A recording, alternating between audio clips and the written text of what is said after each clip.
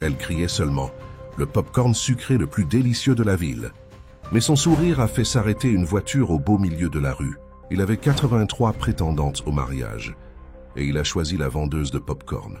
Maintenant, tout le pays veut savoir, qu'a-t-elle de si spécial? Que pensez-vous qu'il va se passer dans cette histoire? Commentez et n'oubliez pas de vous abonner à notre chaîne et de nous dire de quelle ville vous nous regardez. Je vous promets que ce sera la meilleure histoire que vous entendrez de votre vie. Si cette histoire vous a ému en tant qu'auditeur premium, il y a des romans encore plus profonds, intenses et secrets. Ce sont des histoires que seuls les membres les plus intimes connaissent. Cliquez sur Devenir membre maintenant et écoutez les meilleures histoires exclusives à un prix abordable. Sur l'agitée avenue des Champs-Élysées, cœur battant de Paris, où le stress et la précipitation sont aussi communs que les immeubles qui jalonnent l'horizon, Madame Solange tenait son modeste stand de pop-corn depuis plus de 15 ans. À 55 ans, avec ses cheveux grisonnants toujours attachés en un chignon simple et ses mains marquées par le temps, elle était un havre de paix au milieu du chaos urbain.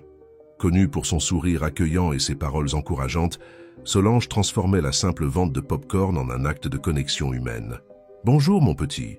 Un pop-corn chaud pour égayer cette journée grise, offrait-elle aux passants pressés, tandis que l'arôme sucré et salé du pop-corn fraîchement éclaté se répandait dans l'air, contrastant avec la fumée des voitures et l'odeur du béton et de l'asphalte. Sa petite entreprise était stratégiquement positionnée près de la sortie de la station de métro Georges V, où le flux constant de personnes assurait sa survie. Solange n'avait pas de grandes ambitions financières.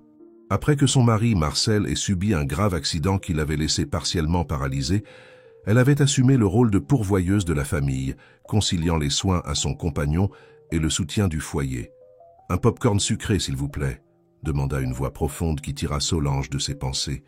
En levant les yeux, elle vit un homme grand d'environ 40 ans, vêtu d'un costume impeccablement taillé et portant une mallette en cuir qui coûtait certainement plus que son revenu mensuel. Ses yeux, bien que perçants, révélaient une fatigue que même sa barbe parfaitement taillée ne pouvait dissimuler. « Bien sûr, monsieur. Une spéciale pour vous, » répondit Solange avec son enthousiasme habituel, tout en préparant le sachet avec un soin particulier. L'homme était Philippe Dumont, PDG de Dumont Technologies, l'une des plus grandes entreprises de technologie du pays. Ce jour-là, il avait décidé de marcher un peu avant sa prochaine réunion, chose rare dans sa routine méticuleusement planifiée. « Merci, dit Philippe, lui tendant un billet de 100 €. Gardez la monnaie. »« Non, non, monsieur, c'est beaucoup trop d'argent, » protesta Solange, tentant de lui rendre la monnaie. « J'insiste, » répondit-il avec un sourire fatigué. « Votre pop-corn semble délicieux. » Solange perçut quelque chose au-delà de la fatigue dans les yeux de cet homme. Il y avait une tristesse, une solitude qu'elle connaissait bien. Impulsivement, elle toucha son bras avant qu'il ne s'éloigne. « Permettez-moi de vous dire quelque chose. Celui qui porte le monde sur ses épaules doit se rappeler que la vie n'est pas que du poids. C'est aussi de la saveur, comme ce pop-corn. Sucré à certains moments, salé à d'autres, mais toujours avec des surprises cachées. » Philippe la regarda, d'abord surpris par l'audace de cette femme simple. Cependant, quelque chose dans ses paroles le toucha. Pour la première fois depuis longtemps, il ressentit une connexion authentique avec quelqu'un. Sans s'en rendre compte, il commença à parler de son épuisement, des pressions liées à la direction d'une entreprise de plus de 5000 employés, des nuits sans dormir à réfléchir à des stratégies pour surpasser la concurrence. « Excusez-moi, je ne sais même pas pourquoi je vous raconte tout ça à vous, une inconnue, » s'interrompit-il, gêné. « Parfois, c'est plus facile de parler à quelqu'un qu'on ne connaît pas, » répondit Solange avec sagesse. « Et vous pouvez m'appeler Solange. Inconnu est un mot bien froid. » Ce jour-là, Philippe passa près d'1 heure à discuter avec Solange, ignorant les appels insistants de sa secrétaire. Le pop-corn refroidit dans ses mains, mais son cœur se réchauffa d'une manière qu'il n'avait pas ressentie depuis des années. Lorsqu'il prit finalement congé, il promit de revenir. Le lendemain matin, à la surprise de Solange, Philippe réapparut, et le jour suivant également. En quelques jours, il avait établi une nouvelle routine. Avant ses réunions matinales, il passait toujours au stand de pop-corn pour un bref moment de détente et de paroles sincères. Pour Philippe, ces moments avec Solange devinrent une oasis dans sa vie agitée. Élevé dans une famille de la haute bourgeoisie du 16e arrondissement, il avait toujours eu accès au meilleur que l'argent pouvait acheter. Diplômé de l'école polytechnique, puis d'un MBA à Harvard, il était revenu en France pour transformer la petite entreprise de logiciels de son père en un géant de la technologie. Dans ce processus, il avait perdu son mariage, le contact étroit avec sa fille adolescente, Élodie, et même la capacité de dormir sans l'aide de médicaments. Vous savez, Solange, j'ai tout ce que l'argent peut acheter, mais je ne me souviens pas de la dernière fois où je me suis senti véritablement heureux, confia-t-il un matin pluvieux, alors qu'il s'abritait sous le petit auvent du stand de pop-corn. Le bonheur est comme le pop-corn, Philippe. Ça ne sert à rien d'avoir le meilleur maïs si vous ne connaissez pas la température idéale pour le faire éclater, répondit-elle avec la simplicité qui la caractérisait. Pendant ce temps, au siège de Dumont Technologies, situé dans un imposant édifice à la Défense, l'absence fréquente de Philippe le matin ne passa pas inaperçue. Particulièrement pour Amélie Vidal, directrice marketing et ex-petite amie de Philippe. Ambitieuse et déterminée, Amélie se voyait comme la successeur naturelle de Philippe dans l'entreprise, et tout changement dans sa routine représentait une menace potentielle pour ses plans. « Laurent, as-tu remarqué à quel point Philippe est différent ces derniers temps ?» demanda-t-elle au directeur financier pendant une pause café. « Différent comment ?» questionna Laurent, un homme méthodique qui se mêlait rarement au commérage d'entreprise, moins tendu, souriant occasionnellement. « Il a même salué le personnel d'entretien hier », répondit Amélie, d'un ton suggérant que c'était un comportement préoccupant. « Et il sort tous les matins pour marcher. Depuis quand Philippe Dumont s'intéresse-t-il à l'exercice physique ?» Ce qu'Amélie et les autres cadres ignoraient, c'était que ces conversations matinales avec Solange transformaient lentement Philippe. Pour la première fois depuis des années, il commençait à s'interroger sur la véritable valeur des choses qu'il avait accomplies et le prix qu'il avait payé pour elles. Un matin particulièrement animé, alors que Solange servait une file de clients, un groupe d'inspecteurs municipaux s'approcha de son stand. « Madame, nous devons vérifier votre licence d'exploitation », dit l'un d'eux d'un air autoritaire. Solange pâlit. Sa licence avait expiré il y a 2 mois et elle n'avait pas encore réuni l'argent nécessaire pour son renouvellement. C'est à ce moment précis que Philippe arriva. « Un problème ?» demanda-t-il, percevant le malaise de Solange. « Rien qui vous concerne, monsieur », répondit sèchement l'inspecteur. Philippe regarda Solange qui semblait sur le point de perdre l'unique source de revenus de sa famille. Sans hésiter, il sortit une carte de sa poche et la tendit à l'inspecteur. « Je suis Philippe Dumont, PDG de Dumont Technologies. Cette dame est ma consultante en bien-être d'entreprise. Tout problème avec sa documentation, contactez mon service juridique. » L'inspecteur, reconnaissant le nom d'une des plus grandes entreprises du pays, changea complètement d'attitude et s'éloigna après quelques excuses. Lorsqu'il fut reparti, Solange regarda Philippe avec un mélange de gratitude et de confusion. « Consultante en bien-être ? Qu'est-ce que cela signifie ?» demanda-t-elle encore tremblante. « Cela signifie, répondit Philippe avec un sourire, que je viens d'avoir l'idée la plus brillante de ces dernières années. Solange, que diriez-vous de travailler chez Dumont Technologies ?» Solange regarda Philippe comme s'il venait de suggérer un voyage sur la Lune. Son visage, marqué par le temps et le soleil des Champs-Élysées, exprimait un mélange de surprise et de méfiance. « Travailler dans votre entreprise ? Moi ? Vous plaisantez, monsieur Philippe ? D'abord, arrêtez de m'appeler monsieur. Nous sommes amis maintenant, dit-il, tenant doucement ses mains. Et non, je ne plaisante pas. Je suis sérieux. » Solange laissa échapper un rire nerveux tout en servant un autre client qui s'approchait. Une fois le client parti, elle se tourna vers Philippe, maintenant avec une expression plus sérieuse. « Philippe, j'ai à peine terminé l'école primaire. Je ne connais rien aux ordinateurs ou à ces choses modernes.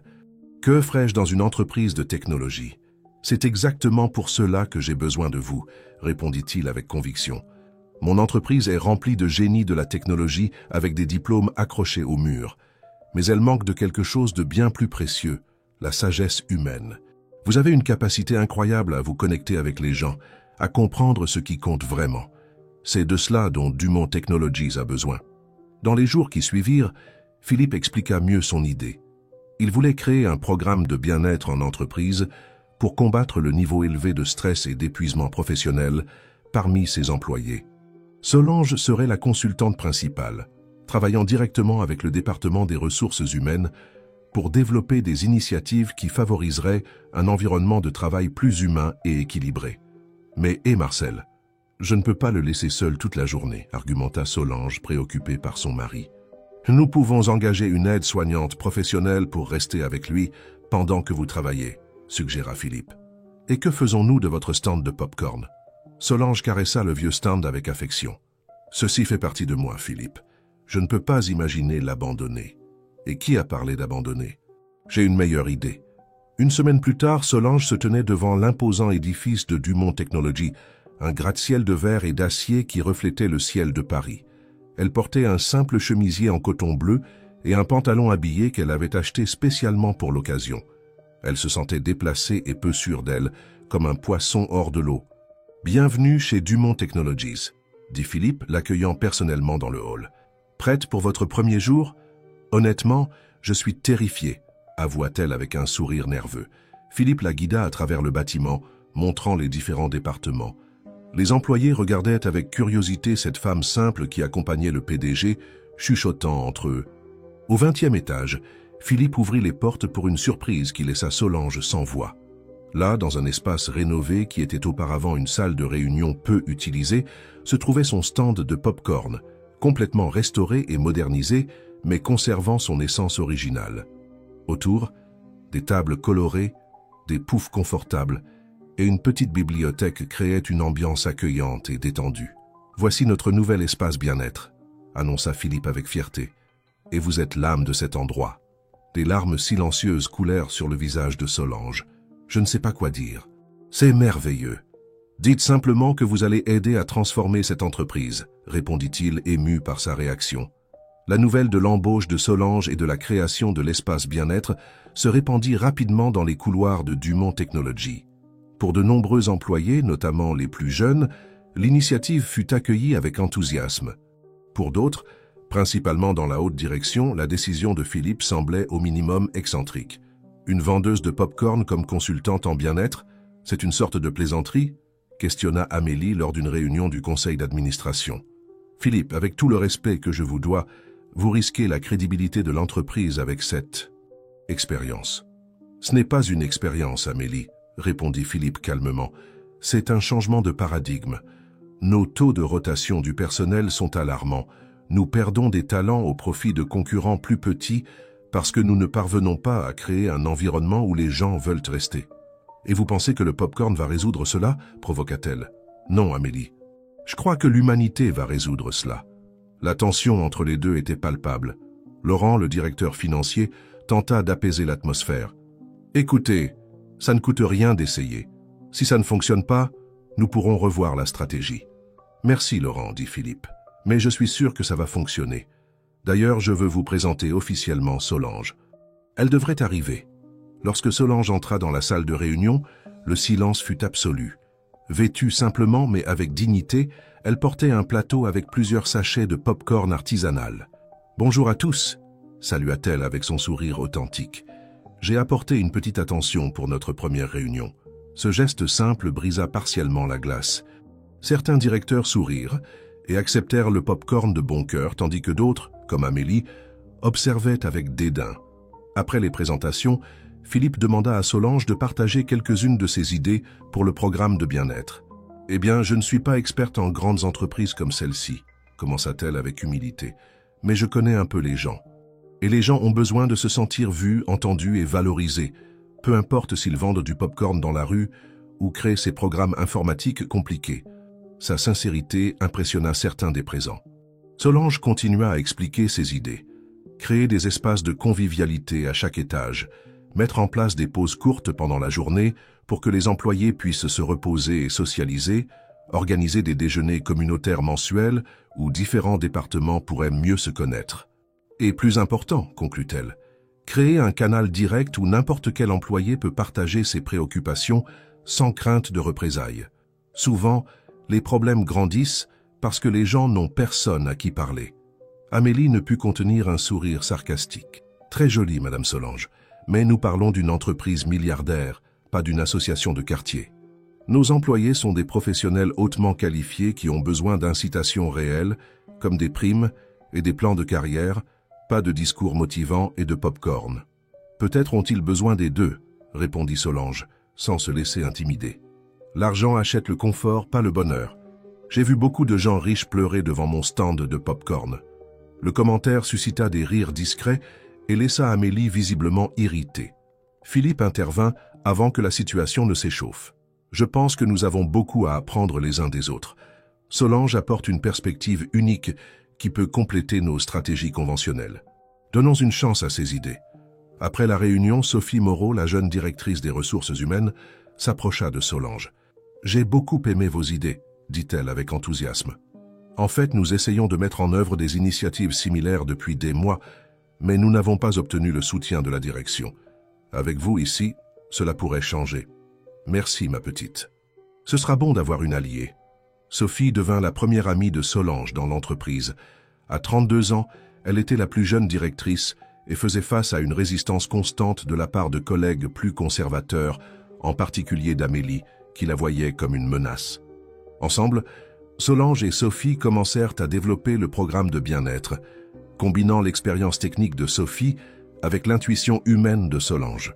Pendant ce temps, dans l'élégant appartement d'Amélie à Neuilly-sur-Seine, elle recevait à dîner son allié le plus proche dans l'entreprise, Étienne Moreau, directeur des opérations. « Je n'arrive pas à comprendre ce qui est arrivé à Philippe », se plaignit Amélie en servant un verre de vin rouge. D'abord les sorties mystérieuses le matin, maintenant cette fixation sur la vendeuse de pop-corn. « Tu penses qu'ils ont une liaison ?» compléta Étienne. « Ça n'en a pas l'air, c'est autre chose. On dirait qu'ils croient vraiment à ce discours sur le bien-être. Quoi que ce soit, nous devons rester vigilants. Philippe est instable, prenant des décisions impulsives. Les actionnaires ne vont pas apprécier quand ils sauront qu'il a embauché une semi-analphabète pour un poste de direction. » Étienne but une gorgée de vin pensif. « Le problème, c'est qu'il est toujours le fondateur et le plus grand actionnaire individuel. Il sera difficile de créer une opposition directe. Peut-être n'avons-nous pas besoin de créer d'opposition, dit Amélie avec un sourire calculateur. Peut-être avons-nous juste besoin d'attendre que Solange elle-même prouve qu'elle n'appartient pas à cet environnement. Le lendemain matin, Solange arriva tôt chez Dumont Technologies. Elle ne se sentait toujours pas à l'aise avec le badge d'accès et les regards curieux des autres employés. Elle décida d'aller directement à l'espace bien-être au 20e étage pour tout préparer pour son premier jour officiel. En sortant de l'ascenseur, elle trouva Philippe qui l'attendait avec une expression préoccupée. « Bonjour Solange, nous devons parler. Un petit problème est survenu. »« Que s'est-il passé ?»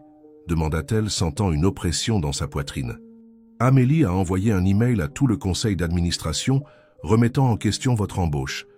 Elle allègue un conflit d'intérêts et insinue que nous avons une relation personnelle qui va au-delà de l'amitié. » Solange sentit son visage brûler de honte et d'indignation. « Mais c'est un mensonge. Je n'ai jamais... »« Je sais, » interrompit Philippe doucement. « Et ne vous inquiétez pas. J'ai déjà répondu en précisant que votre embauche était basée exclusivement sur des critères professionnels. Mais je veux que vous soyez préparés. Amélie ne va pas vous faciliter les choses. »« Pourquoi me déteste-t-elle autant sans même me connaître ?» demanda Solange, sincèrement confuse. « Ce n'est pas personnel, » expliqua Philippe. « Amélie convoite mon poste depuis des années. Toute personne qui semble proche de moi est perçue comme une menace. De plus, elle représente la vieille garde de l'entreprise qui valorise les titres et les diplômes par-dessus tout. » Solange respira profondément, assimilant l'information. Puis, avec détermination, elle dit « Eh bien, alors je vais devoir prouver ma valeur. Pas avec des diplômes, mais avec des résultats. » Philippe sourit, admirant la résilience de cette femme extraordinaire. « C'est exactement pour cela que vous êtes ici, Solange.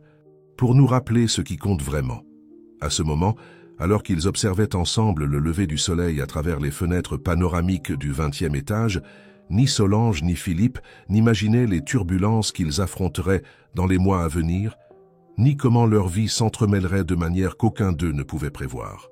Les premières semaines de Solange chez Dumont Technologies furent un véritable test de résistance. Chaque jour apportait un nouveau défi, une nouvelle barrière à surmonter. L'espace bien-être, initialement, restait pratiquement vide. Les employés, habitués à la culture de travail intense et ininterrompue, hésitaient à perdre du temps en visitant le lieu. « Patience », se disait Solange chaque matin, tout en préparant le maïs pour le pop-corn du jour. Rome ne s'est pas construite en un jour. Sa première petite victoire vint grâce à Mathieu, un jeune programmeur de 22 ans qui entra timidement dans l'espace pendant sa pause café. « Puis-je goûter un pop-corn » demanda-t-il presque en chuchotant. « Bien sûr, mon petit. Sucré ou salé? Répondit Solange avec enthousiasme. Salé, s'il vous plaît. Tout en savourant le pop-corn, Mathieu commença à se détendre. Il finit par raconter à Solange la pression qu'il ressentait pour livrer un projet important, comment il ne dormait que 4 heures par nuit depuis des semaines, et combien il craignait de décevoir son équipe. « Tu sais quel est le secret du pop-corn parfait ?» demanda Solange après l'avoir écouté attentivement. « C'est de donner le temps à chaque grain d'éclater au bon moment. Si tu augmentes trop le feu, voulant accélérer, beaucoup de grains restent sans éclater. D'autres brûlent. Il faut de la patience et du respect pour le temps de chacun. » Mathieu la regarda, comprenant la métaphore. « Je n'avais jamais pensé comme ça. Peut-être as-tu besoin de diminuer un peu le feu de ta vie, de donner du temps à tes pensées pour éclater naturellement, suggéra-t-elle avec douceur. Cette simple conversation fut un tournant. Le lendemain, Mathieu revint amenant 2 collègues. Le jour d'après, ils étaient 5 de plus. Bientôt, l'espace commença à prendre vie avec de petits groupes d'employés passant leur pause là, discutant, se confiant ou simplement profitant d'un moment de détente. Sophie des RH fut impressionnée par les résultats. « C'est incroyable, Solange. Certains managers rapportent une augmentation de la productivité dans les équipes qui fréquentent l'espace bien-être. Les gens reviennent plus concentrés, plus créatifs. Ce n'est pas de la magie, ma chérie. C'est simplement de l'humanité, répondit Solange avec simplicité. Cependant, tout n'était pas rose. Amélie continuait sa campagne silencieuse contre Solange. Dans les réunions, elle remettait constamment en question l'efficacité du programme, exigeait des mesures concrètes de retour sur investissement et ne manquait pas l'occasion de souligner le manque de qualification formelle de Solange. « Nous avons besoin de résultats mesurables », insistait Amélie lors d'une réunion d'évaluation trimestrielle. « Nous ne pouvons pas baser des décisions d'entreprise sur des sensations et des impressions positives. » Ce fut Laurent, le directeur financier, qui vint à la défense de Solange. « En fait, nous avons déjà quelques chiffres intéressants. L'absentéisme a diminué de 12% dans les départements qui utilisent le plus l'espace bien-être. Et il y a eu une diminution de 18% des démissions par rapport au même trimestre de l'année dernière. » Amélie fronça les sourcils, clairement contrariée par les données. « Cela pourrait être une coïncidence. Nous avons besoin d'analyses plus robustes. »« Je suis d'accord, » intervint Philippe, « et c'est pourquoi nous allons étendre le programme. » Solange, partagez avec tout votre nouvelle proposition. Solange, qui jusqu'alors observait l'échange de piques en silence, se redressa sur sa chaise. Malgré sa nervosité, sa voix était ferme quand elle commença à expliquer « J'ai observé que beaucoup d'employés ne peuvent pas profiter de l'espace bien-être parce qu'ils sont pris dans des réunions interminables ou ont peur de paraître ne pas travailler assez. C'est pourquoi je propose la journée du pop-corn. Une fois par mois, chaque département aura 2 heures libres pour participer à des activités d'intégration et de bien-être. » La proposition généra des réactions mitigées. Certains directeurs se montrèrent enthousiastes, d'autres sceptiques. Amélie, prévisiblement, fut la plus vocale contre l'idée. 2 heures de travail perdues par mois, multipliées par 5000 employés. C'est un non-sens économique, protesta-t-elle. Ou un investissement en capital humain, rétorqua Sophie. D'autres entreprises technologiques mettent déjà en œuvre des pratiques similaires avec d'excellents résultats. Après un débat intense, Philippe prit sa décision. Nous allons mettre en œuvre la journée du pop-corn comme projet pilote pendant 3 mois. Si les résultats sont positifs, nous l'étendrons à toute l'entreprise. Cette petite victoire motiva Solange, mais augmenta également la pression sur ses épaules. Elle savait qu'elle devait prouver la valeur de ses idées, non seulement pour assurer sa place dans l'entreprise, mais surtout pour aider à transformer cet environnement de travail. Pendant ce temps, sa relation avec Philippe continuait d'évoluer. Ils déjeunaient souvent ensemble, partageant histoires et perspectives. Solange racontait son enfance modeste dans un petit village de Normandie, comment elle avait appris à faire du pop-corn avec sa grand-mère, les défis de s'occuper de Marcel après l'accident. Philippe, à son tour, révélait ses insécurités en tant que leader, ses regrets de s'être éloigné de sa fille Élodie, sa peur de perdre l'essence de l'entreprise qu'il avait construite. « Savez-vous ce qui me manque le plus ?» confia-t-il lors d'un de ses déjeuners. « La sensation d'avoir un but. Au début, quand l'entreprise était petite, je savais exactement pourquoi je me levais tous les matins. Maintenant, je me demande parfois si nous ne faisons que générer des profits pour les actionnaires. » « Et quel était ce but initial ?» questionna Solange. démocratiser l'accès à la technologie, créer des outils qui pourraient aider les petites entreprises à se développer, faciliter le quotidien des gens ordinaires, répondit-il, avec une lueur nostalgique dans les yeux. Ce but peut encore exister, Philippe. Peut-être a-t-il juste besoin d'être redécouvert. C'est lors de cette conversation que naquit l'idée de Tech pour tous, un programme social qui apporterait des ateliers technologiques aux communautés défavorisées de Paris. L'idée enthousiasma Philippe, qui y voyait une opportunité de reconnecter l'entreprise avec ses racines idéologiques. La nouvelle que Dumont Technologies lancerait un projet social eut un écho positif dans les médias.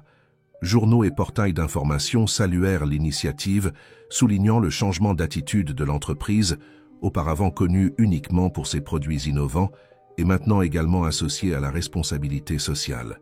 Pour Amélie, cependant, ce fut la goutte d'eau. Par un après-midi pluvieux, elle fit irruption dans le bureau de Philippe sans s'annoncer. « Que se passe-t-il avec vous ?» lança-t-elle, visiblement agitée. « D'abord la vendeuse de pop-corn, maintenant ce projet caritatif. Vous sabotez tout ce que nous avons construit. » Philippe garda son calme. « Ce n'est pas de la charité, Amélie, c'est de la responsabilité sociale. Et je ne sabote rien, je fais évoluer la culture de l'entreprise. » Évoluer ? Vous laissez une femme sans aucune qualification influencer des décisions stratégiques. Les investisseurs sont inquiets, Philippe. Je suis inquiète. Les investisseurs adorent l'écho positif dans les médias, répliqua-t-il. Et quant à Solange, elle apporte une perspective qu'aucun MBA ne pourrait offrir. Parfois, nous devons regarder au-delà des diplômes. Amélie respira profondément, essayant de se contrôler. Je sais que vous deux êtes proches. J'espère juste que cela n'obscurcit pas votre jugement professionnel. Ma relation avec Solange est faite d'amitié et de respect mutuel. Et si cela obscurcit quelque chose, c'est seulement le cynisme qui a pris le dessus dans cette entreprise, répondit Philippe, clôturant la conversation. Ce que Philippe ignorait, c'est qu'à ce même moment, Étienne Moreau, allié d'Amélie, fouillait les antécédents professionnels de Solange, cherchant toute information qui pourrait la compromettre. La guerre en coulisses chez Dumont Technologies ne faisait que commencer. Tandis que la tension montait au sein de la haute direction, Solange poursuivait son travail quotidien dans l'espace bien-être, désormais toujours plein d'employés en quête d'un moment de pause et d'accueil. Un après-midi, elle reçut une visiteuse inattendue, Élodie, la fille de Philippe. « Alors c'est vous, la fameuse Solange ?» dit la jeune fille de 17 ans, l'observant avec curiosité. « Mon père ne cesse de parler de vous. » Solange sourit, lui tendant la main. « Et vous devez être Élodie. Votre père parle aussi beaucoup de vous. » « Vraiment ? C'est étrange considérant que nous nous parlons à peine, » répondit Élodie avec une pointe d'amertume. « Il le regrette. »« Tous les jours, » dit Solange avec sincérité. Les deux femmes discutèrent pendant près d'une heure. Élodie raconta ses rêves d'étudier le cinéma, combien son père lui manquait depuis le divorce, comment elle avait l'impression qu'il ne se souciait que de l'entreprise. Solange écouta attentivement, sans jugement, offrant simplement sa perspective quand on le lui demandait. « Vous savez, votre père n'est pas parfait, personne ne l'est, mais il vous aime beaucoup, j'en suis certaine, » dit Solange, tout en servant un pop-corn sucré à Élodie. « Parfois, les gens se perdent en chemin, surtout quand ils portent beaucoup de responsabilités. Mais il n'est jamais trop tard pour retrouver ce qui compte vraiment. » Lorsque Philippe arriva à l'espace bien-être plus tard ce jour-là et trouva Élodie là, discutant avec animation avec Solange, ses yeux se remplirent de larmes. C'était comme si deux mondes séparés de sa vie se connectaient enfin. « Papa !» s'exclama Élodie en le voyant. « Solange me parlait du projet Tech pour tous. Je veux participer comme bénévole. Je peux ?» Philippe regarda Solange qui se contenta de sourire discrètement. « Bien sûr, ma fille. Ce serait merveilleux de t'avoir avec nous. » Ce moment de réconciliation entre père et fille fut un exemple de plus de l'impact que Solange avait chez Dumont Technologies. Pas seulement sur les processus et la culture organisationnelle, mais sur les personnes, leur vie et leurs relations. Cependant, tout le monde ne voyait pas cette influence d'un bon œil. Dans le bureau d'Amélie, elle et Étienne examinaient le matériel qu'ils avaient recueilli sur Solange. « Rien ?» questionna Amélie frustrée. « Pas même une contravention impayée, un chèque sans provision, rien ?»« Cette femme est pratiquement une sainte, » répondit Étienne avec ironie. « Mais j'ai trouvé quelque chose d'intéressant sur son mari. » Amélie se pencha sur la table, soudainement intéressée. « Continue. » L'accident qui l'a laissé partiellement paralysé a été causé par une entreprise de transport qui, coïncidence, est cliente de Dumont Technologies. Nous leur fournissons le logiciel de logistique. Un sourire malveillant se forma sur les lèvres d'Amélie. Ça, c'est un vrai conflit d'intérêts. Bon travail, Étienne. Maintenant, il suffit d'attendre le bon moment pour utiliser cette information. Ce qu'Amélie ne pouvait imaginer, c'est que ces actions auraient des conséquences bien au-delà de ce qu'elle pouvait prévoir, affectant non seulement Solange et Philippe, mais l'avenir de toute l'entreprise Dumont Technologies. L'auditorium de Dumont Technologies était comble ce mercredi matin. Des employés de tous les départements s'étaient réunis pour le lancement officiel du projet Tech pour tous. Sur scène, Philippe, Solange et Élodie présentèrent les détails de l'initiative qui apporterait des connaissances technologiques aux communautés défavorisées de Paris.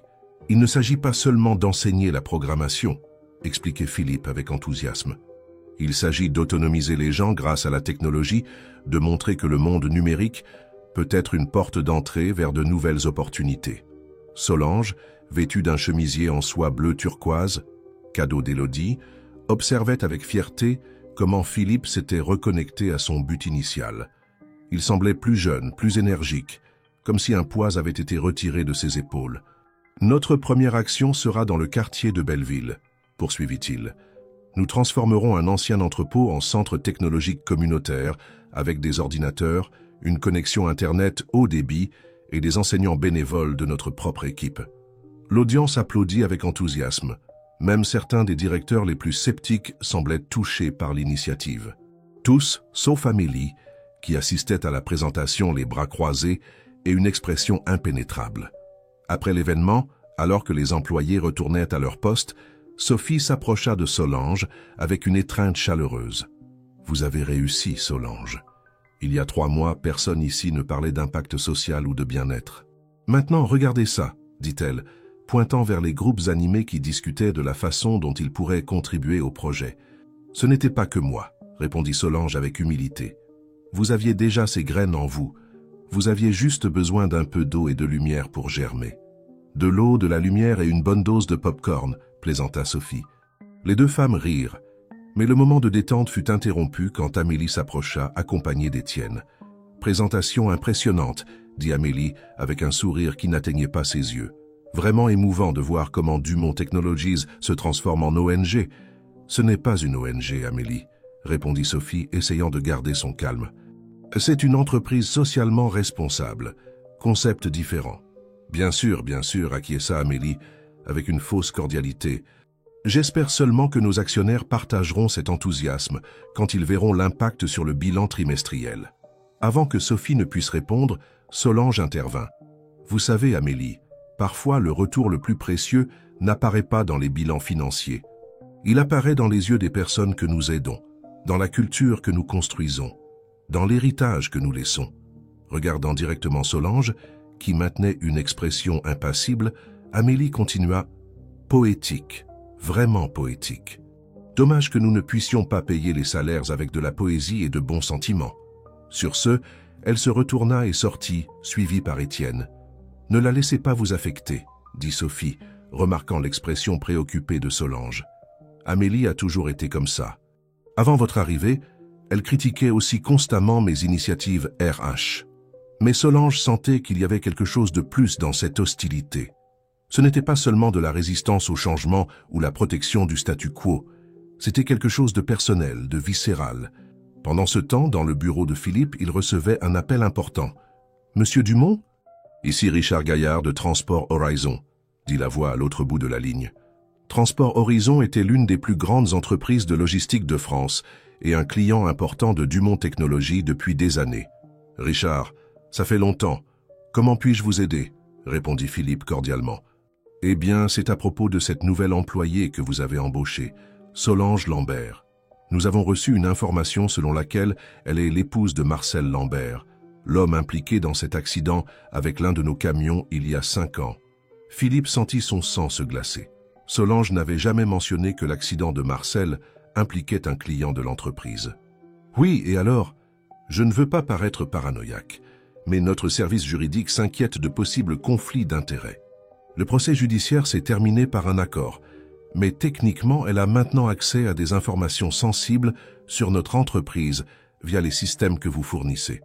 Richard, je peux vous garantir que Solange travaille exclusivement sur le bien-être en entreprise. Elle n'a pas accès aux données des clients, expliqua Philippe, essayant de calmer le client. Même ainsi, Philippe, j'ai besoin de garanties formelles. Notre contrat de renouvellement doit être signé le mois prochain, et franchement, cela nous a rendu un peu hésitants. Après avoir raccroché, Philippe resta pensif. Comment Richard avait-il appris l'existence de Solange? L'information sur l'accident de Marcel n'était pas publique. Quelqu'un créait délibérément des problèmes. Cet après-midi même, lors d'une réunion avec le conseil d'administration, la bombe explosa. Avant de terminer, dit Amélie, il y a un sujet délicat que nous devons discuter. Il est venu à ma connaissance que Madame Solange Lambert, notre consultante en bien-être, a un conflit d'intérêts direct avec l'un de nos principaux clients. Tous les regards se tournèrent vers Philippe, qui garda son sang-froid. Je suis au courant de la situation, Amélie. Et il n'y a pas de conflit réel puisque Solange ne travaille pas avec les données des clients. Même ainsi, insista Amélie, c'est une question d'éthique. Transport Horizon a déjà exprimé son inquiétude.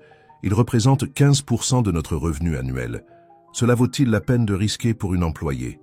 Laurent, le directeur financier, semblait sincèrement préoccupé. Si nous perdons Transport Horizon, nos chiffres du trimestre prochain seront sévèrement affectés. Personne ne va perdre aucun client, affirma Philippe fermement. Je vais personnellement parler avec la direction de Transport Horizon et tout clarifier. Et en attendant, questionna Étienne, peut-être serait-il prudent d'éloigner Madame Solange temporairement, jusqu'à ce que nous résolvions cette situation. La suggestion généra un débat animé. Certains directeurs étaient d'accord avec Étienne, d'autres soutenaient qu'il n'y avait pas de base légale pour écarter Solange. Sophie argumenta avec véhémence que l'entreprise commettrait du harcèlement moral en l'écartant pour quelque chose qui n'était pas de sa faute. « Assez !» interrompit Philippe, frappant la table de sa main. « Nous n'écarterons personne. Je vais résoudre cela diplomatiquement, comme nous l'avons toujours fait dans des situations délicates. » Après la réunion, Philippe appela Solange pour une conversation privée dans son bureau. Avec précaution, il expliqua la situation, observant sa réaction. « Alors c'est ce qui s'est passé », murmura Solange, connectant les points. Marcel disait toujours que l'entreprise responsable avait des amis puissants. Je n'aurais jamais imaginé que ce serait vous. Nous ne sommes pas des amis puissants, Solange, corrigea Philippe doucement. Nous sommes simplement fournisseurs de logiciels pour eux. Nous n'avons pas été impliqués dans l'accident ou dans le processus judiciaire. Je sais, répondit-elle, respirant profondément. Et sincèrement, nous avons déjà fait la paix avec le passé. L'accord était juste, il a payé le traitement de Marcel et nous a donné une certaine sécurité financière. Je ne garde pas rancune. Philippe admira une fois de plus l'intégrité de cette femme extraordinaire. Vous auriez quand même dû me le dire. Je n'ai jamais pensé que ce serait pertinent, expliqua-t-elle. Pour moi, c'était un chapitre clos de notre vie. Et quand vous m'avez embauché, ce n'était pas pour travailler avec des ordinateurs ou des clients, c'était pour travailler avec des personnes. Ils parlèrent pendant plus d'1 heure, discutant de la marche à suivre. Finalement, ils parvinrent à un accord. Solange écrirait une lettre formelle à Transport Horizon, clarifiant qu'elle n'avait aucune intention d'utiliser sa position pour des questions personnelles. Et Philippe organiserait une réunion en personne avec les dirigeants de l'entreprise. « Je suis sûr que nous surmonterons cela, dit Philippe, serrant la main de Solange en signe de soutien. Ce qu'ils ignoraient, c'est que, de l'autre côté de la porte du bureau, Amélie avait entendu une partie de la conversation à travers la porte entrebâillée. La détermination de Philippe à protéger Solange n'a fait qu'accroître sa colère et son désir de les séparer. Dans les semaines qui suivirent, la tension chez Dumont Technologies était palpable. Bien que la majorité des employés restât enthousiaste à propos du projet Tech pour tous et des initiatives de bien-être, parmi la haute direction, il y avait une claire division. D'un côté, les alliés de Philippe. De l'autre, ceux qui commençaient à remettre en question son leadership, influencé par Amélie. Malgré les défis, le travail de Solange continuait à porter ses fruits. L'espace bien-être était maintenant un lieu vibrant et essentiel dans la routine de l'entreprise. Les employés rapportaient une amélioration significative de leur qualité de vie et de leur engagement dans leurs projets. La journée du pop-corn était devenue un événement mensuel attendu par tous, avec des activités qui favorisaient l'intégration entre différents départements. Lors d'une de ces occasions, Solange organisa une dynamique spéciale. Chaque employé devait raconter une histoire personnelle, illustrant une valeur importante pour lui. L'activité, simple dans sa conception, s'avéra profondément transformatrice. Des personnes qui travaillaient ensemble depuis des années découvrirent des connexions inattendues, partagèrent des vulnérabilités et renforcèrent leurs liens. À la fin de la journée, Philippe s'approcha de Solange, visiblement ému. « Avez-vous vu ce qui s'est passé aujourd'hui? Des ingénieurs qui pleurent, des analystes financiers qui embrassent des collègues. Je n'ai jamais rien vu de tel dans cette entreprise. » « C'est le pouvoir de l'authenticité, » répondit-elle avec un sourire serein. « Quand nous permettons aux gens d'être vrais, nous créons de l'espace pour des connexions réelles. » Ce moment d'intimité fut interrompu par Élodie qui arriva en courant agitée. « Papa, Solange, vous devez voir ça. » Elle montra son téléphone où un article du principal magazine économique du pays mettait en avant le projet Tech pour tous comme un exemple d'innovation sociale en entreprise. L'article saluait la transformation de Dumont Technologies sous la direction de Philippe et mentionnait spécifiquement le rôle de Solange comme catalyseur de ce changement. « Ça c'est incroyable !» s'exclama Philippe lisant le reportage. « Ce type de publicité positive est exactement ce dont nous avions besoin pour consolider les changements. » Solange sourit, heureuse de la reconnaissance, mais toujours préoccupée par la situation impliquant Transport Horizon. La réunion avec les dirigeants de l'entreprise était prévue pour la semaine suivante, et beaucoup de son avenir chez Dumont Technologies en dépendait. Ce qu'aucun d'entre eux n'imaginait, c'est qu'Amélie avait également lu le reportage et était furieuse de la place accordée à Solange. Ce soir-là, elle invita quelques actionnaires minoritaires à dîner chez elle, où elle commença à semer des graines de doute sur la gestion actuelle de Philippe. « Ne me comprenez pas mal », disait-elle avec une fausse préoccupation. « J'admire profondément Philippe et tout ce qu'il a construit, mais ces derniers mois, ses décisions ont été, disons, trop émotionnelles. D'abord cette vendeuse de pop-corn sans qualification. Maintenant un projet social qui consomme des ressources significatives. Et pour couronner le tout, nous avons ce conflit potentiel avec Transport Horizon. » Les actionnaires écoutaient attentivement, certains montrant déjà des signes d'inquiétude. « Vous savez que je suis la première à défendre les initiatives de responsabilité sociale, » poursuivit Amélie, servant plus de vin. « Mais nous avons besoin d'équilibre. Au rythme actuel, dans 6 mois, nous pourrions voir une baisse significative de nos résultats. » La graine était plantée. Amélie savait qu'elle n'avait plus qu'à attendre le bon moment pour faire son coup final. Et ce moment se rapprochait de plus en plus. Le jour de la réunion avec les dirigeants de Transport Horizon se leva avec une pluie fine qui embuait les fenêtres de Dumont Technologies. Solange observait les gouttes coulant sur la vitre, ressentant un mélange d'anxiété et de détermination. Vêtue d'un ensemble jupe et blazer acheté spécialement pour l'occasion, plus formel que ce à quoi elle était habituée, elle répétait mentalement ce qu'elle dirait. « Tout va bien se passer », dit Sophie, entrant dans la pièce avec 2 tasses de café. « Connaissant votre charisme, vous allez les conquérir en 5 minutes. » Solange sourit, reconnaissante pour le soutien. « J'espère. Mais vous savez ce qui est le plus étrange. Je n'arrête pas de penser à Marcel. Il ne sait même pas que je travaille dans la même entreprise qui fournit des logiciels à la société de transport responsable de son accident. »« Vous ne lui avez pas dit ?» demanda Sophie, surprise. « J'ai pensé qu'il valait mieux ne pas mentionner cela pour l'instant. Marcel a enfin trouvé la paix après des années d'amertume. Je ne veux pas rouvrir de vieilles blessures. » Le téléphone sonna. C'était la secrétaire de Philippe, informant que les représentants de Transport Horizon étaient arrivés.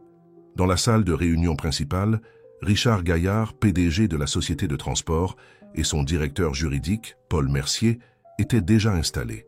Philippe faisait de son mieux pour maintenir une ambiance légère, mais la tension était palpable. « Solange, je suis content que vous soyez arrivés, » dit Philippe en la voyant entrer. « Messieurs, voici Solange Lambert, notre consultante en bien-être et l'initiatrice de plusieurs projets importants dans l'entreprise. » Solange serra les mains des 2 hommes, remarquant le regard analytique qu'ils lui adressaient. « C'est un plaisir de vous rencontrer, même si c'est dans des circonstances un peu délicates, » dit-elle avec sincérité. Richard Gaillard s'ajusta dans son fauteuil. « Madame Lambert, allons droit au but. La situation est pour le moins embarrassante. Votre embauche par Dumont Technologies crée un conflit d'intérêts potentiel, étant donné l'historique entre notre entreprise et votre famille. Je comprends votre inquiétude, répondit Solange calmement. Mais j'aimerais clarifier quelques points. Premièrement, je n'ai jamais caché mon identité ou mon histoire. Deuxièmement, mon travail ici n'a absolument rien à voir avec les systèmes opérationnels ou les données des clients. Je travaille exclusivement avec les personnes, avec le bien-être. Philippe observait Solange avec admiration. Malgré sa nervosité, elle maintenait la dignité et l'honnêteté qui la caractérisaient. De plus, continua-t-elle, l'accord que nous avons conclu avec Transports Horizon était juste et il est clos d'un point de vue légal et émotionnel. Je ne garde pas de ressentiment et je n'utiliserai jamais ma position actuelle pour une quelconque vengeance si c'est ce qui vous préoccupe. Paul Mercier, le directeur juridique, prit note dans son carnet. J'apprécie votre franchise, Madame Lambert, mais comprenez notre position. Nous avons des informations confidentielles dans les systèmes de Dumont Technologies. Nous avons besoin de garanties concrètes, pas seulement de bonnes intentions. C'est alors que Philippe intervint présentant une proposition formelle. Solange signerait un accord de confidentialité spécifique concernant Transport Horizon, et un auditeur indépendant vérifierait périodiquement qu'elle n'avait pas accès aux données sensibles de l'entreprise. La réunion se poursuivit pendant 1 heure de plus, avec des discussions techniques et juridiques. À la fin, Richard Gaillard semblait plus serein. « Eh bien, je crois que nous pouvons parvenir à un accord. Nous allons examiner la proposition avec notre équipe interne et vous reviendrons avec une réponse d'ici la fin de la semaine, » conclut-il. Après le départ des dirigeants, Philippe, Solange et Sophie se réunirent dans son bureau pour analyser la rencontre. « Je pense que ça s'est bien passé, » dit Sophie, optimiste. « Ils ont semblé raisonnables. »« Oui, » acquiesça Philippe. « Mais je me demande toujours comment ils ont découvert votre lien, Solange. La connexion entre l'accident de Marcel et votre embauche n'est pas quelque chose d'évident. » Solange soupira. « Nous savons probablement qui est derrière tout ça, n'est-ce pas ?» Avant qu'ils ne puissent en discuter davantage, la secrétaire de Philippe entra précipitamment. « Monsieur Dumont, désolé d'interrompre, mais il y a une situation délicate à la réception. Un homme en fauteuil roulant exige de parler à Madame Lambert. Il dit être son mari. » Solange pâlit. « Marcel, ici. » Sans attendre de réponse, elle courut vers la réception, suivie par Philippe et Sophie. Là, elle trouva Marcel, visiblement agité, retenu par 2 agents de sécurité. « Marcel, que fais-tu ici ?» demanda Solange, s'approchant de son mari. « Ce que je fais ici ?»« La question est ce que tu fais ici, Solange, » répondit-il énervé. « Une femme a appelé notre maison, disant que tu travailles pour les mêmes personnes qui ont protégé ceux qui ont détruit ma vie. » Solange sentit son sang se glacer. « Quelle femme? Qu'a-t-elle dit exactement? Je ne sais pas qui c'était. Elle s'est présentée comme une amie inquiète. Elle m'a dit que tu travailles pour l'entreprise qui fournit des systèmes à Transport Horizon, que vous êtes partenaires commerciaux depuis des années et que tu me l'as délibérément caché. » Philippe comprit immédiatement ce qui se passait. « Marcel, je suis Philippe Dumont, PDG de Dumont Technologies. Je peux vous assurer que votre épouse n'a rien caché avec de mauvaises intentions. Elle travaille dans le secteur du bien-être. Elle n'a aucun lien avec... » « Je ne veux pas le savoir, » interrompit Marcel. « Pendant 5 ans, Solange s'est occupée de moi, a renoncé à sa vie à cause de moi. Et maintenant, je découvre qu'elle travaille avec ceux qui m'ont mis dans ce fauteuil. Comment as-tu pu, Solange ?» La confrontation attira l'attention de plusieurs employés qui passaient par le hall. Solange, percevant le spectacle public qui se formait, demanda à ce qu'il parle dans un lieu plus privé. Marcel hésita, mais finit par accepter. Il fut reconduit dans une salle de réunion vide au rez-de-chaussée. Là, Solange tenta d'expliquer calmement la situation, tandis que Philippe et Sophie restaient discrètement à l'écart, leur donnant de l'intimité. « Marcel, tu sais que je ne ferai jamais rien pour te blesser, » dit Solange, tenant les mains de son mari. « Quand Philippe m'a offert ce travail, je n'avais aucune idée du lien avec Transport Horizon. Et quand je l'ai découvert, j'ai pensé qu'il valait mieux ne pas le mentionner pour ne pas rouvrir de vieilles blessures. Nous avons dépassé cela, tu te souviens? Tu as dit toi-même que nous devions aller de l'avant. » Marcel parut se calmer un peu, mais il était encore blessé. « Pourquoi ne m'as-tu pas dit quand tu l'as découvert? Nous avons un mariage de 30 ans, Solange. Nous ne nous sommes jamais rien caché. J'allais te le dire, je te le jure. J'attendais juste le bon moment, après avoir résolu la situation avec leur entreprise. » Peu à peu, avec patience et honnêteté, Solange parvint à calmer Marcel. Philippe aida également, expliquant en détail la relation entre les entreprises et garantissant que l'intégrité de Solange n'avait jamais été remise en question. « Monsieur Lambert, » dit Philippe respectueusement, « Votre épouse a transformé notre entreprise en quelques mois. Elle a apporté de l'humanité dans un environnement qui devenait froid et mécanique. S'il y a quelqu'un ici qui devrait se sentir trahi, c'est nous, pour ne pas avoir perçu plus tôt son talent exceptionnel. » Ces paroles semblèrent toucher Marcel profondément. Finalement, il s'excusa pour le scandale. « C'est que quand cette femme a appelé, j'ai été aveuglé par la colère. Elle parlait d'une façon qui laissait entendre que Solange me trahissait, qu'elle préparait quelque chose dans mon dos. »« Quelle femme exactement ?» demanda Philippe, de plus en plus méfiant. « Vous souvenez-vous de sa voix ?»« D'un détail quelconque. » Marcel fronça les sourcils, s'efforçant de se rappeler. C'était une voix éduquée, de quelqu'un d'instruit. Elle parlait comme ces femmes cadres à la télévision. Elle a dit qu'elle était amie avec vous deux et qu'elle s'inquiétait de la tournure des événements. Philippe et Solange échangèrent un regard. Tous deux pensaient à la même personne, Amélie. Après avoir résolu la situation avec Marcel, qui finit par rentrer chez lui plus calme, Philippe convoqua une réunion d'urgence avec le conseil d'administration. Il était temps de clarifier les choses. Dans la salle de réunion, l'atmosphère était pesante. Tous les directeurs étaient présents, y compris Amélie qui conservait une expression neutre, presque ennuyée. « J'irai droit au but », commença Philippe sans préambule. « Aujourd'hui, nous avons eu un incident grave dans le hall. Le mari de Solange est apparu ici, extrêmement perturbé, après avoir reçu un appel anonyme contenant des informations déformées sur le travail de sa femme chez nous. » Les directeurs échangèrent des regards surpris. Seule Amélie semblait impassible. « Ce n'est pas simplement une question de commérage d'entreprise ou de politique interne, » poursuivit Philippe, son ton se durcissant. « C'est du harcèlement moral, possiblement même de la calomnie. Et je ne tolérerai pas ce genre de comportement dans mon entreprise. » Laurent, le directeur financier, s'éclaircit la gorge mal à l'aise. « Philippe, êtes-vous sûr que ce n'était pas simplement un malentendu ? Peut-être que quelqu'un a commenté quelque chose sans mauvaise intention. Un malentendu n'appelle pas anonymement au domicile d'une employée pour répandre des demi-vérités avec l'intention claire de causer des problèmes, » rétorqua Philippe. « Quelqu'un dans cette salle tente délibérément de saboter le travail de Solange. Et je tiens à préciser que je ne me reposerai pas tant que je n'aurai pas découvert qui c'est. » Son regard parcourut chaque visage autour de la table, s'arrêtant un instant sur Amélie, qui soutint son regard sans ciller. « En attendant, » poursuivit-il, « je veux annoncer 2 décisions.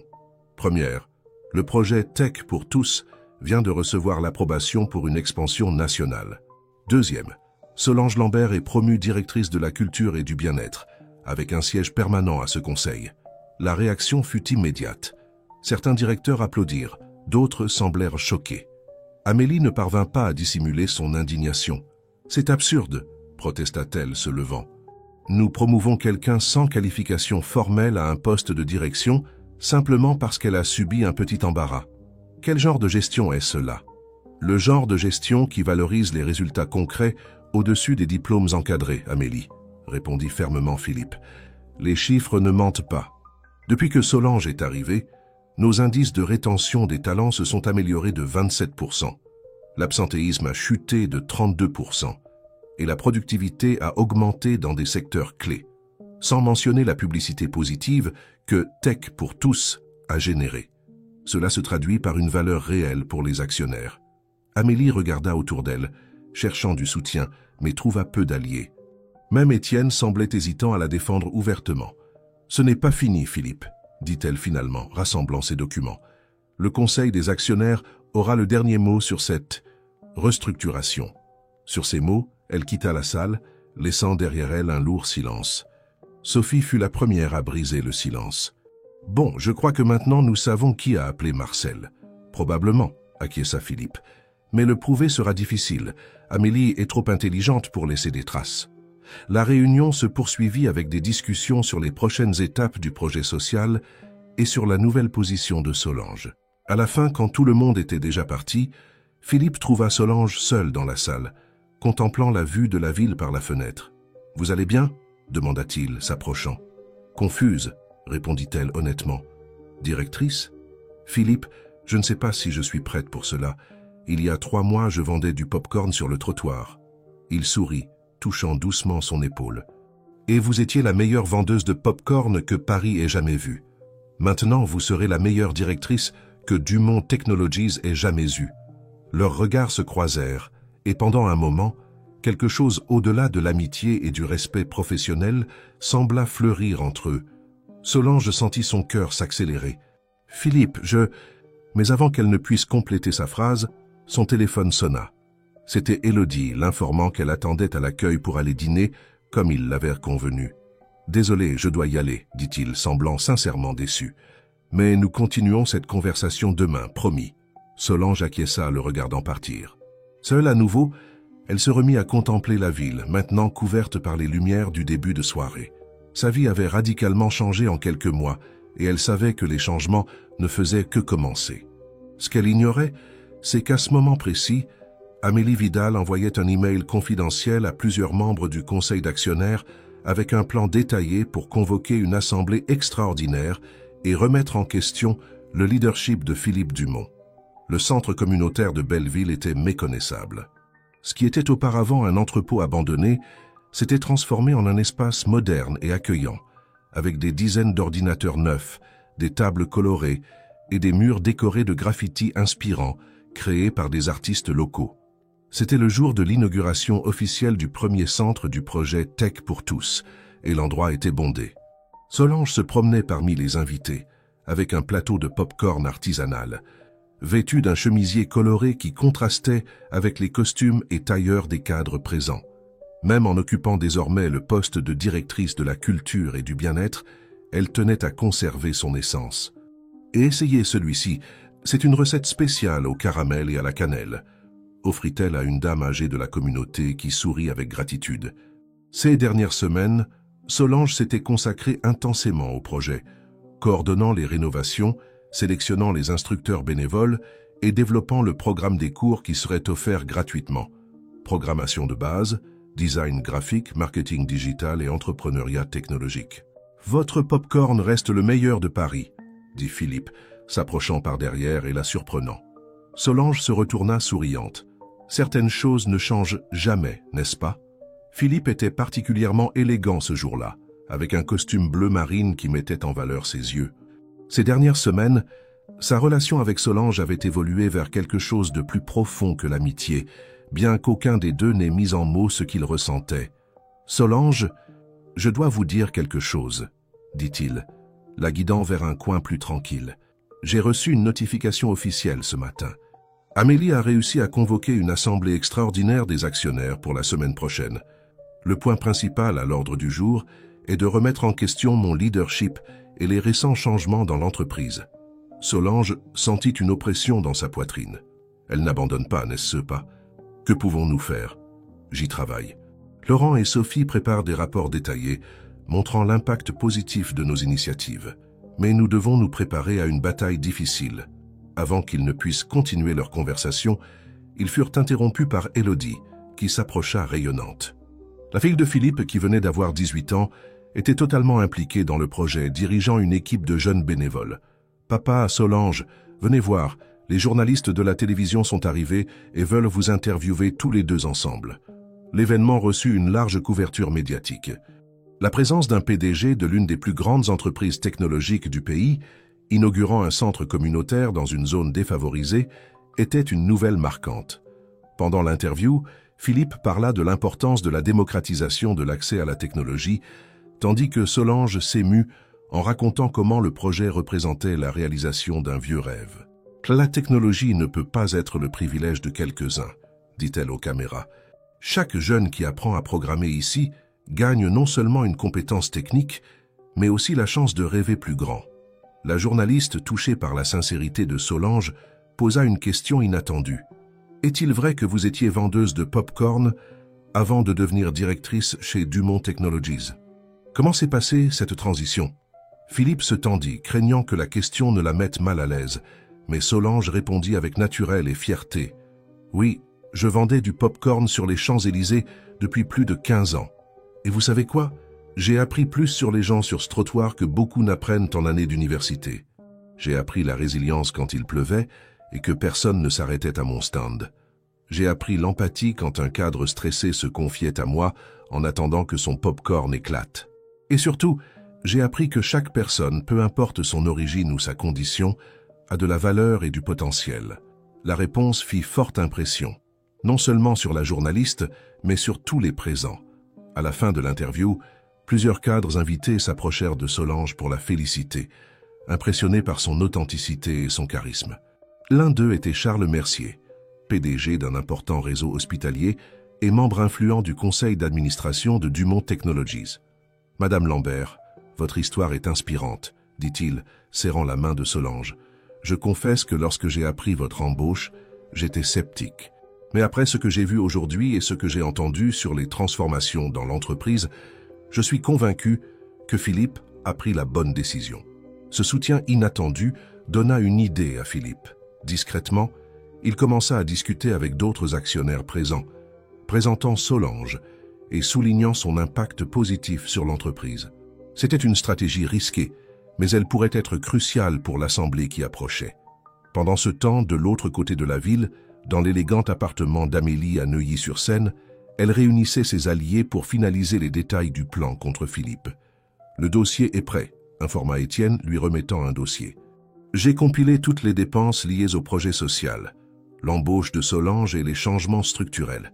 Présenté d'une certaine manière, cela montre un modèle de décision impulsive et financièrement discutable. »« Excellent », répondit Amélie, feuilletant le document. « Et qu'en est-il de la question de Transports Horizon ? » « J'ai obtenu l'accès au dossier judiciaire de l'accident, » dit Paul, un avocat engagé par Amélie spécifiquement pour cette mission. « Il y a quelques détails intéressants que nous pouvons exploiter, en insinuant que Solange pourrait avoir un agenda personnel. » Amélie sourit, satisfaite. « Parfait. Les actionnaires comprendront que Philippe a perdu le contrôle. Son obsession pour cette vendeuse de pop-corn compromet son jugement professionnel. Ce qu'Amélie ignorait, c'est que sa conversation était enregistrée.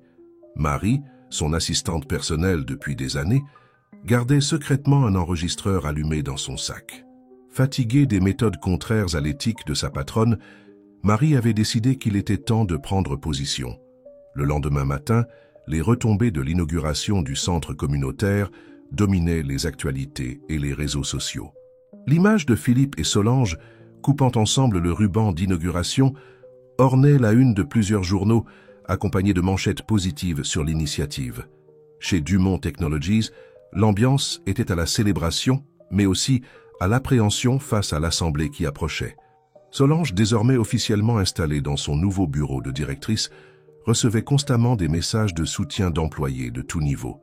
Sophie entra précipitamment, apportant plus de coupures de presse. « Solange, vous êtes devenue une célébrité. Même le maire a partagé votre interview sur les réseaux sociaux. » « C'est bon pour le projet, » répondit Solange avec humilité. « Plus il y a de visibilité, plus de personnes en bénéficieront. Ce n'est pas seulement bon pour le projet, c'est excellent pour vous et Philippe. L'assemblée aura lieu dans 3 jours, et cette publicité positive peut influencer certains actionnaires indécis. » Solange soupira, préoccupée. « Sophie, si j'avais su que ma présence causerait toute cette confusion, peut-être aurait-il été préférable que je reste avec mon stand de pop-corn. »« N'y pensez même pas, » protesta Sophie avec véhémence. « Vous avez transformé cette entreprise, Solange. Avant votre arrivée, nous travaillions comme des robots, concentrés uniquement sur des objectifs et des chiffres. Maintenant, il y a de la vie dans les couloirs. Les gens discutent, collaborent, se soucient les uns des autres. » La conversation fut interrompue par un coup à la porte. C'était Marie, l'assistante d'Amélie, paraissant nerveuse et agitée. « Madame Lambert, puis-je vous parler en privé ?» Sophie regarda la nouvelle venue avec méfiance, mais Solange fit un geste rassurant. « C'est bon, Sophie. Pouvez-vous nous laisser seuls un moment ?» Une fois seule, Marie sortit un petit appareil de sa poche. « J'ai besoin que vous écoutiez ceci. C'est un enregistrement de la réunion d'hier chez Amélie. » Solange hésita. « Est-ce légal? Enregistrer des conversations sans consentement? » « Probablement pas, » admit Marie. « Mais ce qu'il prévoit contre vous et Philippe n'est pas non plus éthique. Je travaille avec Amélie depuis 7 ans, et j'ai toujours fermé les yeux sur beaucoup de choses. Mais cette fois, elle est allée trop loin. » Avec réticence, Solange écouta l'enregistrement. Son visage exprimait choc et indignation à mesure que les voix d'Amélie et de ses alliés révélaient le plan détaillé pour manipuler des informations et nuire à sa réputation et à celle de Philippe. « Mon Dieu !» murmura Solange quand l'enregistrement se termina. « Elle est prête à aller si loin ? » « Amélie est obsédée par le pouvoir, » expliqua Marie. « Elle a toujours voulu la place de Philippe depuis qu'elle est entrée dans l'entreprise. Et quand vous êtes apparu et avez gagné sa confiance, vous êtes devenu une cible. Solange remercia Marie pour son courage d'apporter l'enregistrement, promettant de protéger son identité. Immédiatement après le départ de l'assistante, Solange appela Philippe, demandant une rencontre urgente. Au restaurant du musée du Louvre, un lieu neutre et public où ils pourraient discuter sans éveiller de soupçons, Solange remit l'enregistrement à Philippe. Ensemble, ils écoutèrent le plan d'Amélie. « C'est surréaliste », commenta Philippe, passant la main dans ses cheveux. « J'ai toujours su qu'Amélie était ambitieuse, mais je n'aurais jamais imaginé qu'elle irait jusqu'à ce point. Que faisons-nous maintenant ?» demanda Solange. « Utilisons-nous l'enregistrement contre elle ?» Philippe réfléchit quelques instants. Juridiquement, cet enregistrement pourrait ne pas être recevable. Il a été obtenu sans consentement. De plus, exposer Amélie de cette façon pourrait nuire à l'image de l'entreprise dans son ensemble. Alors nous la laissons poursuivre ce plan absurde ? Non, répondit Philippe avec détermination. Nous utiliserons ce que nous savons pour mieux nous préparer. Maintenant que nous connaissons sa stratégie, nous pouvons développer des contre-arguments solides. Et plus important, nous resterons concentrés sur ce qui compte vraiment, les résultats positifs que nous obtenons. Dans les jours précédant l'Assemblée, Philippe et Solange travaillèrent sans relâche.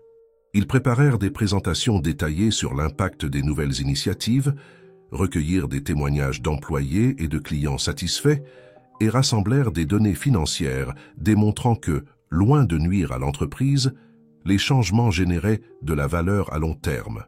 Parallèlement, Philippe contacta individuellement des actionnaires clés, y compris Charles Mercier, qui avait été impressionné par Solange lors de l'inauguration du centre communautaire. Beaucoup d'entre eux, après avoir mieux connu les projets en cours, commencèrent à remettre en question la nécessité de l'assemblée extraordinaire. La veille de la réunion décisive, Solange reçut une visite inattendue dans son bureau. Marcel, son mari, accompagné par Élodie. « Marcel, que fais-tu ici ?» demanda Solange, surprise. « Je suis venu te soutenir », répondit-il simplement. « Élodie m'a parlé de cette assemblée demain, de comment ils essaient de vous nuire à toi et à Philippe. Je ne pouvais pas rester à la maison à attendre. » Solange embrassa son mari ému. Ces derniers mois, pendant qu'elle se consacrait intensément à son nouveau travail, Marcel s'était progressivement adapté à la nouvelle réalité, surmontant son ressentiment initial. « Merci d'être là, dit-elle, essuyant une larme. Nous sommes une famille, n'est-ce pas ?» répondit Marcel, souriant. « Tu as toujours été à mes côtés dans les moments difficiles. Maintenant, c'est mon tour. » Élodie, qui observait la scène avec affection, s'approcha. « Et ce n'est pas seulement Marcel qui est venu vous soutenir. Il y a plus de monde en bas. » Curieuse, Solange accompagna Élodie et Marcel jusqu'au hall de l'entreprise.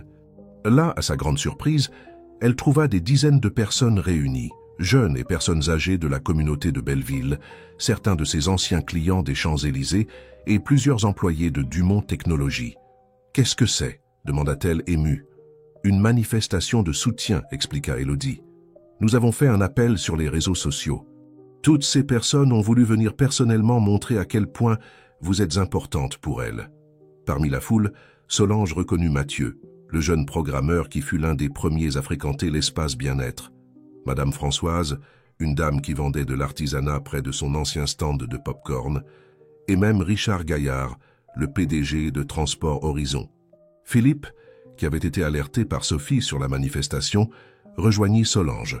« On dirait que vous avez une armée à vos côtés », commenta-t-il, visiblement ému. À ce moment, regardant toutes ces personnes qui avaient été touchées d'une manière ou d'une autre par son parcours, Solange eut une certitude. Indépendamment du résultat de l'Assemblée de demain, elle avait déjà gagné. Sa véritable victoire était dans les vies qu'elle avait transformées, dans les connexions qu'elle avait créées, dans l'humanité qu'elle avait ramenée dans un environnement auparavant dominé uniquement par des chiffres et des objectifs. Les larmes aux yeux, elle étreignit Philippe impulsivement. Et là, devant tous, ils échangèrent leur premier baiser, un geste spontané et vrai qui scella non seulement leur union personnelle, mais aussi leur engagement envers la vision qu'ils partageaient pour l'entreprise et pour la communauté. La foule applaudit avec enthousiasme, célébrant non seulement une romance, mais le symbole d'une transformation bien plus grande, l'union entre le monde des affaires et les valeurs humaines que Solange avait toujours représentées. L'auditorium principal de Dumont Technologies était complètement rempli le matin de l'Assemblée extraordinaire. Des actionnaires de toutes les régions du pays s'étaient déplacés à Paris pour participer à ce qui promettait d'être l'une des réunions les plus tendues de l'histoire de l'entreprise. D'un côté, Amélie Vidal et ses alliés, déterminés à remettre en question le leadership de Philippe. De l'autre, le PDG lui-même et Solange, soutenus par une vague croissante d'employés et de partenaires qui croyaient en la nouvelle direction de la compagnie. Solange ajusta nerveusement le collier en bois que Marcel lui avait donné comme porte-bonheur. Vêtue d'un élégant ensemble bleu marine, une concession à l'environnement formel, elle conservait néanmoins une touche de son essence, un foulard coloré attaché à son poignet, fait par les artisanes de Belleville. « Vous êtes prête ?» demanda Philippe, s'approchant discrètement. « Sincèrement, je suis terrifié, confessa-t-elle. Tous ces hommes en costume parlant d'actions et de dividendes, c'est un monde tellement éloigné de mon stand de popcorn. » Philippe sourit, tenant sa main un bref instant. « Rappelez-vous, vous avez gagné le droit d'être ici, non par des diplômes ou par la taille de votre compte en banque, mais par l'impact réel que vous avez causé. Et à la fin de la journée, c'est ce qui compte. » Le bourdonnement dans l'auditorium diminua quand Robert Noulet, président du conseil d'administration, monta sur scène. Un homme de 70 ans, aux cheveux blancs et à la posture impeccable, Robert était connu pour son impartialité et sa vision stratégique. « Mesdames et messieurs, bonjour », commença-t-il, ajustant ses lunettes. « Que nous sommes réunis aujourd'hui en assemblée extraordinaire, convoquée par un groupe d'actionnaires préoccupés par les orientations récentes de Dumont Technologies. Comme c'est la coutume, nous écouterons les deux parties avant toute délibération. » Amélie fut la première à se présenter. Impeccablement vêtue et avec une présence imposante, elle s'avança vers le pupitre avec l'assurance de quelqu'un qui se considère déjà victorieux. « Membre du conseil, actionnaire, collègue, commença-t-elle d'une voix ferme. « Je suis ici aujourd'hui mue par une préoccupation sincère pour l'avenir de notre entreprise. Ces derniers mois, nous avons été témoins d'une série de décisions discutables qui mettent en péril tout ce que nous avons construit au cours de 2 décennies. » Avec habileté rhétorique, Amélie présenta des graphiques et des tableaux qui, hors contexte, semblaient indiquer une déviation préoccupante des ressources de l'entreprise vers des projets sans retour mesurable. Elle remit en question l'embauche de Solange, soulignant son manque de formation académique et d'expérience en entreprise, et insinua que la relation entre elle et Philippe allait au-delà du professionnel, compromettant le jugement du PDG. En résumé, conclut Amélie, ce que nous voyons est un modèle de décisions émotionnelles et impulsives qui reflète non pas les intérêts de Dumont Technologies en tant qu'institution, mais les préférences personnelles de son PDG. C'est pourquoi je propose que le Conseil réévalue le leadership actuel et envisage un changement qui puisse reconnecter l'entreprise avec sa vocation originale, l'excellence technologique et le retour constant aux actionnaires. Un silence tendu plana sur l'auditorium quand Amélie retourna à sa place. Certains actionnaires hochèrent la tête en accord, d'autres semblaient sceptiques. Robert Noulet remercia pour la présentation et appela Philippe pour sa réplique. D'un pas ferme, Philippe monta sur scène. Contrairement à Amélie, il ne portait pas de diapositives ou de graphiques élaborés. Juste un petit carnet de notes qu'il consulta rarement. « D'abord, je veux remercier l'opportunité de clarifier quelques points importants, » commença-t-il d'une voix calme et déterminée. Dumont Technologies est né il y a 20 ans avec une mission claire, utiliser la technologie pour améliorer la vie des gens. Pas seulement créer des logiciels ou des systèmes, mais générer un impact positif réel. Philippe fit une pause, observant les visages attentifs. À un moment donné du parcours, nous avons perdu de vue cette mission. Nous sommes devenus tellement obsédés par les métriques, les parts de marché et les rapports trimestriels que nous avons oublié les personnes, tant nos clients que nos propres employés. Il a fallu une vendeuse de pop-corn des Champs-Élysées pour me le rappeler. Un murmure parcourut l'auditorium quand Philippe mentionna Solange, qui sentit son visage rougir. Oui, Solange Lambert n'a pas de MBA, ne parle pas 5 langues, et jusqu'à il y a 3 mois, son plus grand actif était un stand de pop-corn. Mais elle a apporté quelque chose qu'aucun consultant à millions d'euros n'a réussi. De l'humanité, de l'authenticité. La capacité de voir au-delà des chiffres et de reconnecter les gens avec leurs objectifs. Philippe appela alors Sophie, qui distribua un document détaillé à tous les présents.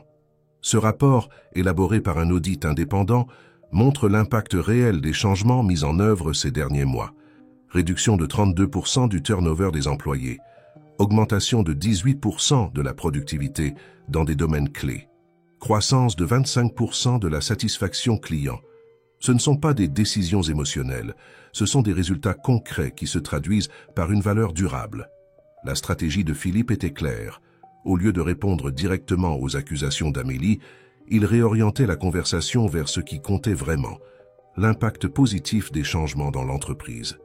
Quant au projet Tech pour tous, que certains considèrent comme une dépense inutile, j'invite chacun à visiter le centre communautaire de Belleville, parler avec les jeunes qui ont leur première opportunité d'accès à la technologie, demandez-leur ce que signifie pouvoir rêver d'un avenir différent, et ensuite calculer la valeur de cela. Philippe fit une autre pause stratégique. Mesdames et messieurs, la vraie question aujourd'hui n'est pas si nous devons maintenir ou changer le leadership de Dumont Technologies. La question est, quel type d'entreprise voulons-nous être? Une qui existe uniquement pour générer des dividendes trimestriels, ou une qui, tout en générant un retour financier sain, transforme aussi positivement la société dans laquelle elle est insérée. Son discours provoqua une réflexion chez beaucoup de présents. Même certains alliés d'Amélie semblaient repenser leur position. Robert Noulet, maintenant sa neutralité, remercia Philippe et annonça qu'avant d'ouvrir aux questions des actionnaires, il aimerait entendre directement la personne qui était au centre de la controverse. « Madame Lambert, souhaiteriez-vous vous exprimer ?» Solange ne s'attendait pas à être appelée. Elle regarda rapidement Philippe, qui acquiesça pour l'encourager, et Marcel au premier rang, qui lui envoya un sourire de soutien. Le cœur battant, elle se dirigea vers le pupitre. Pendant un moment, elle resta silencieuse, observant la mer de visages inconnus, beaucoup d'entre eux sceptiques, certains ouvertement hostiles. Elle respira profondément et décida de faire ce qu'elle avait toujours fait de mieux, être authentique. « Bonjour à tous, je m'appelle Solange Lambert. Il y a quelques mois encore, je vendais du pop-corn sur les Champs-Élysées, en face du Petit Palais. Je m'occupais de mon mari qui a subi un accident qui l'a laissé partiellement paralysé, et j'essayais de faire la différence. Un sourire à la fois, un mot gentil pour chaque client pressé. » Sa voix, initialement hésitante, gagna en assurance à mesure qu'elle parlait. « Je n'ai pas de diplôme universitaire. Je ne sais pas ce qu'est un KPI ou un flux de trésorerie actualisé. Mais je sais ce qu'est l'humanité. Je sais ce que signifie regarder quelqu'un dans les yeux et vraiment voir la personne, pas seulement un consommateur ou un subordonné. » Solange partagea brièvement son parcours chez Dumont Technologies, de l'espace bien-être au projet social. Elle parla des résistances qu'elle avait affrontées, de comment beaucoup l'avaient sous-estimée pour son origine simple, mais aussi des alliances inattendues qu'elle avait construites. « Si je suis ici aujourd'hui, ce n'est pas par ambition personnelle ou parce que j'ai planifié une stratégie élaborée. Je suis ici parce que je crois que les entreprises ne sont pas seulement des structures pour générer du profit. Ce sont des communautés de personnes qui peuvent faire la différence dans le monde. » Regardant directement Amélie, qui maintenait une expression impassible, Solange continua. « Certains remettent en question ma qualification pour ce poste. C'est un questionnement légitime. Je n'ai pas les références traditionnelles. Mais c'est peut-être exactement pour cela que je peux apporter une perspective différente qui complète les compétences techniques et managériales déjà existantes dans cette entreprise. » Sa sincérité toucha beaucoup de présents. Même certains des actionnaires les plus conservateurs semblaient impressionnés par son authenticité. Pour conclure, j'aimerais partager quelque chose que j'ai appris en vendant du pop-corn. Les grains qui n'éclatent pas ne sont pas défectueux. Ils ont simplement besoin d'un environnement différent, d'un autre type de chaleur pour révéler leur potentiel. C'est peut-être ce que nous essayons de créer ici. Un environnement où chaque personne, chaque idée, chaque projet peut éclater à sa manière, à son rythme. Et cela ne diminue pas la valeur de l'entreprise, au contraire, cela crée un type de valeur qu'aucun rapport financier ne peut complètement mesurer. Quand Solange termina et retourna à sa place, un silence réfléchi s'empara de l'auditorium. Robert Noulet, visiblement impressionné, ouvrit alors aux questions des actionnaires. Les 2 heures suivantes furent intenses. Certains actionnaires exprimèrent des préoccupations légitimes sur l'équilibre entre initiatives sociales et retours financiers. D'autres questionnèrent des aspects spécifiques du projet Tech pour tous. Amélie et ses alliés tentèrent de réorienter la conversation vers de supposées irrégularités dans l'embauche de Solange, mais rencontrèrent la résistance d'actionnaires qui considéraient cette ligne de questionnement non pertinente face aux résultats présentés. Le moment décisif vint quand Charles Mercier, le PDG du réseau hospitalier qui avait rencontré Solange lors de l'inauguration du centre communautaire, demanda la parole. En tant qu'actionnaire significatif et membre de ce conseil depuis plus d'une décennie, j'aimerais partager une réflexion, commença-t-il. Il y a 6 mois, j'ai reçu un rapport détaillé sur la rotation croissante chez Dumont Technologies et le climat organisationnel détérioré. À l'époque, j'ai suggéré que nous engagions une société de conseil spécialisée pour inverser cette tendance. Le coût estimé ? 2 millions d'euros minimum. Charles fit une pause stratégique, laissant l'information être absorbée. Au lieu de cela, Philippe a trouvé Solange Lambert. Et regardez les résultats. Non seulement les indicateurs internes se sont améliorés dramatiquement, mais l'entreprise a gagné une exposition médiatique positive qu'aucune campagne marketing n'aurait pu acheter. Tout cela à un coût significativement moindre. Son intervention généra des murmures d'approbation. Et d'un point de vue humain et social, l'impact est incommensurable. Se tournant vers Amélie, il conclut « Avec tout le respect, collègues, je crois que cette assemblée ne devrait pas remettre en question le leadership de Philippe, mais plutôt célébrer sa vision innovante d'intégrer le but social et le succès entrepreneurial. Le soutien de Charles, un actionnaire respecté et traditionnellement conservateur dans ses positions, fut un coup définitif à la stratégie d'Amélie. D'un point de vue strictement financier, le pari sur Solange et les initiatives qu'elle dirige s'est avéré être un investissement extraordinaire. Quand vint finalement le moment du vote, le résultat fut clair. 78% des actionnaires manifestèrent leur confiance dans la direction actuelle de Dumont Technologies. Amélie, visiblement ébranlée par la défaite, se leva rapidement pour quitter l'auditorium. Ce fut Solange qui la rattrapa dans le couloir. « Amélie, attendez !» L'exécutive se retourna avec un mélange de surprise et d'irritation. « Que voulez-vous? Vous venez vous réjouir de votre victoire ?»« Non, » répondit Solange avec sincérité. « Je viens vous dire qu'il y a encore de la place pour vous dans l'entreprise. Votre talent et votre expérience sont précieux. Peut-être pouvons-nous trouver une façon de travailler ensemble, au lieu de l'une contre l'autre. » Amélie rit amèrement. « Vous ne comprenez vraiment pas comment fonctionne le monde des affaires, n'est-ce pas? Cette chose de travailler ensemble n'existe pas après ce qui s'est passé. C'est peut-être justement parce que je ne comprends pas comment fonctionne le monde des affaires que je peux suggérer quelque chose de différent, » insista Solange. « Pensez-y, la porte est ouverte. » Laissant Amélie à ses réflexions, Solange retourna à l'auditorium, où elle fut accueillie par des applaudissements. Philippe l'embrassa chaleureusement, et pour un moment tout le stress des dernières semaines sembla se dissiper. « Nous avons réussi », murmura-t-il à son oreille. « Oui », répondit-elle souriant. « Maintenant vient la partie difficile. Réaliser tout ce que nous avons promis. » 3 mois plus tard, Dumont Technologies était une entreprise transformée. Le projet Tech pour tous avait été étendu à 3 autres communautés de Paris et commençait à être mis en œuvre dans d'autres grandes villes. L'espace bien-être était devenu un modèle étudié par d'autres entreprises du secteur qui envoyèrent des représentants pour comprendre comment l'initiative avait si significativement amélioré le climat organisationnel. Solange, maintenant pleinement établie comme directrice de la culture et du bien-être, partageait son temps entre le siège de l'entreprise et les centres communautaires. Son ancien stand de pop-corn restait au 20e étage, comme un symbole du parcours extraordinaire qu'elle avait vécu. Par un après-midi ensoleillé, alors que Solange organisait l'inauguration du nouveau centre communautaire à La Courneuve, elle reçut une visite inattendue. Amélie Vidal. Après la défaite à l'Assemblée, Amélie s'était temporairement éloignée de l'entreprise, invoquant des questions personnelles.